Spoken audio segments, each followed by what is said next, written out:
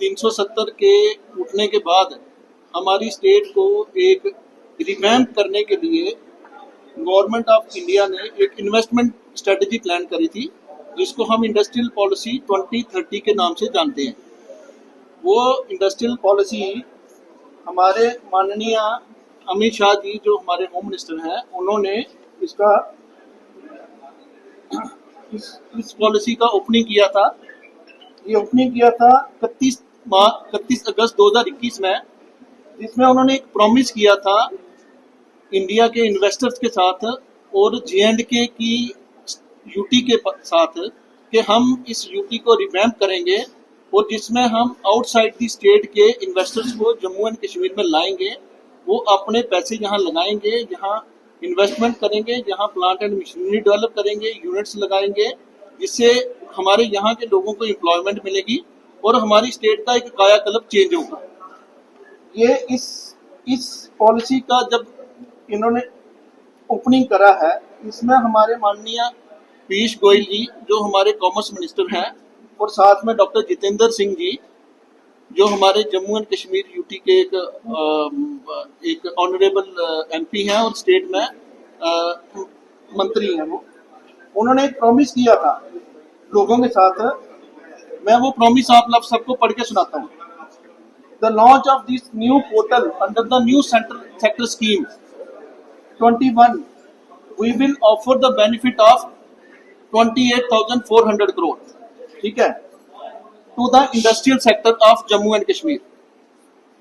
This is just an estimate. He said in this press briefing, it is just an estimate. ठीक है, and adding that the actual benefit can be greater than this. ये on record है, ये हम अपने से नहीं बोल रहे हैं, ठीक है।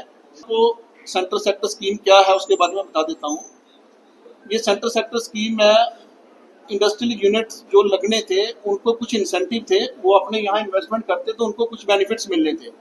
वो बेनिफिट्स जो अदर देन द कंट्री में जो स्कीम्स चल रही है इंडस्ट्रियल पॉलिसी की, उससे काफ़ी ज़्यादा बेटर इंसेंटिव थे। इसलिए गवर्नमेंट के प्रॉमिस के ऊपर लोगों ने यहाँ पे अपनी इन्वेस्टमेंट करी और आकर के यहाँ पे यूनिट लगाए।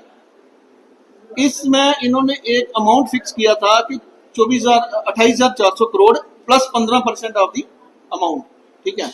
और उसका एक लिमिटेशन पीरियड रखा था कि इस पीरियड के बीच में जिन जिन लोगों ने अप्लाई किया हम उन लोगों को इस स्कीम का बेनिफिट देंगे।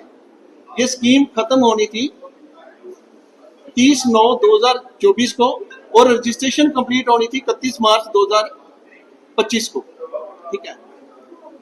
इन्होंने बीच में एक पीरियड में इस पॉलिसी को चलते चलते बंद कर दिया, जबकि there was no official communication from the government side, ठीक है।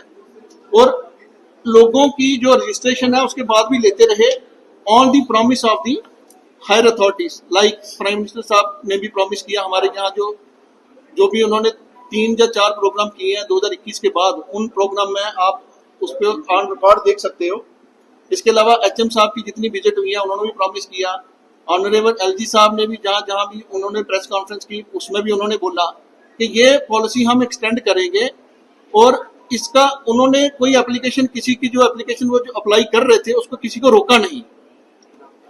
मीनिंग देयर बाय कि वो चाहते हैं इन्वेस्टमेंट, उनके प्रॉमिस के बेस के ऊपर लोग इन्वेस्टमेंट कर रहे हैं आज भी। बट वो प्रॉमिस इन्होंने उसके बाद इस पॉलिसी को अचानक बंद कर दिया। आज की डेट में इस पॉलिसी में 971 यूनिट जिसकी इन्वेस्टमेंट 28,400 करोड़ की है उनको बेनिफिट दे दिया गया, सरकार ने उनको बेनिफिट दे दिया। इसके अलावा 570 यूनिट ऐसे हैं, 570 यूनिट जिसकी इन्वेस्टमेंट लगभग 55,000 करोड़ की है।